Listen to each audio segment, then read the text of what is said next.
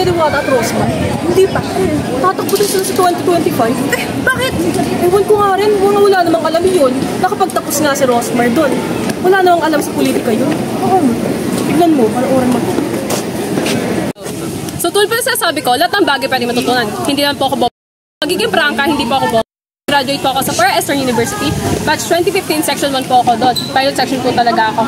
Sa social media po, minsan ko lokay ako, naaasar, patulgon po yung content ko. Pero tulad nga po na sinasabi ko, hindi lahat ng bida sa pelikula mabawit at hindi po lahat ng kontrabida masasama in real life. So yung Rosmar po in social media at Rosmar po sa totoong boy ay magkaiba. At yung content po na parang ingot-ingotan po ako yung Rosmar na yan. Dahil po masasabi ko naman po na hindi po ako doon nagtatapos sa pagiging politiko. Dahil una-una po sa lahat, aanhin ko ang katalinuhan sa law or kung ano man, kung hindi naman po ako bukal sa pagtulad sa mga tao, puro wala talaga sa pagtulad. Nonsense po yun para sa akin. So seryoso na po. Ano yung kay Diwata? Tingnan niyo.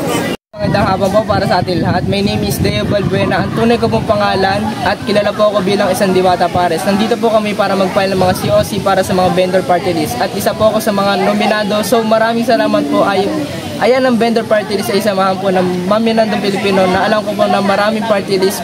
Pero ang vendor po kasi wala po talaga nagre-report para po magkaroon ng boses.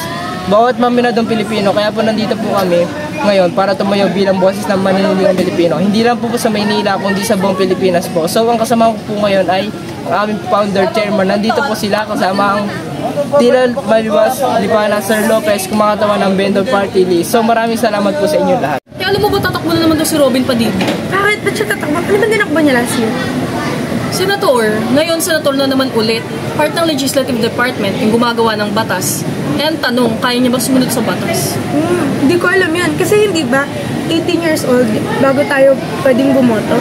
Oo nga eh, ako bukas na ako boboto. Pero wala naman akong pakialam kung sinong manalo. Paalis din naman ako dito sa Pilipinas someday.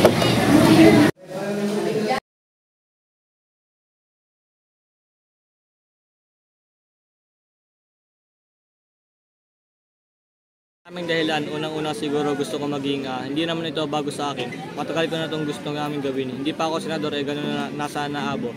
Meron ako sa palagay kung meron ba akong kakayahan na kasi namin ito. Nasa kondisyon naman nito, erekta na sa usapin, naiinip na kasi ako doon sa military road bill. Sobra na akong naiinip, kaya gumawa na lang ako ng sarili kong diskarte, katulong ang opisina at saka ang Senado, na magawa kahit man lang dito sa Senado.